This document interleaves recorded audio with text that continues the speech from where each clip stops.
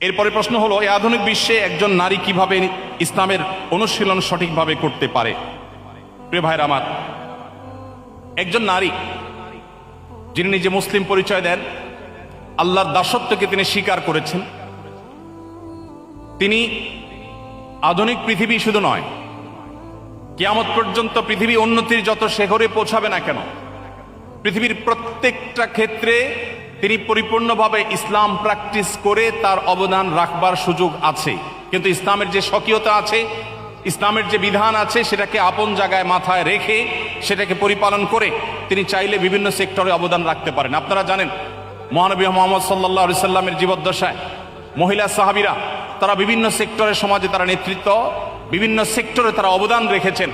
তারা পর্দার মধ্যে থেকে, শরিয়ার বিধানের মধ্যে থেকে তারা কিন্তু সমাজে বিভিন্ন রকম অবদান রেখেছেন। কিন্তু তাকে একজন মুসলিম নারী হিসাবে ইসলাম যে আইডেন্টিটি দিয়েছে সেটাকে ধারণ করতে হবে। আজকের পৃথিবীতে আমরা দেখি আমাদের বোনরা, আমার কথা আমাদের বোনরা অনেকে শুনছেন নিশ্চয়ই, অনেক বোনরা আছেন যারা নিজেদেরকে পুরুষের মতো করবার চেষ্টা করেন। একজন নারী তিনি যদি তার নিজেকে পুরুষের মতো করবার চেষ্টা করেন, এটা কি তার জন্য খুব সম্মানের? আপনি যদি একজন নারী হয়ে আপনি মনে করেন আপনাকে পুরুষের মতো হতে হবে, তার মানে আপনি নারী হিসাবে আপনি প্রাউড ফিল করছেন না, আপনি আপনার নারীত্ব নিয়ে আপনি অপমান বোধ করছেন। এটা তো জাহিলি যুগের মানুষের কালচার ছিল। আল্লাহ কোরআনে বলেছেন, ওয়াইদা বুশরা আহাদুহুম বিল উনসা যাল্লা ওয়াজহুহু মুসওয়াদ্দান ওয়া হুয়া কাযীম। জাহিলি যুগের মানুষদের, সেই আইয়ামে জাহিলিয়াতের বর্বরতার যুগের সময়ের মানুষকে যখন বলা হতো তোমার কন্যা সন্তান হয়েছে, তখন তাদের মুখ কালো হয়ে যেত। ইয়াতাওয়ারা মিনাল কওম, সে মুখ লুকালুকি করত।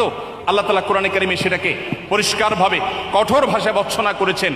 এবং আল্লাহ তাআলা বলেছেন, আল্লাহ তাআলা যাকে ইচ্ছা তাকে কন্যা সন্তান দেন, যাকে ইচ্ছা তাকে পুত্র সন্তান দেন, যাকে ইচ্ছা তাকে উভয়টা দেন, কাউকে আল্লাহ কিছুই দেন না।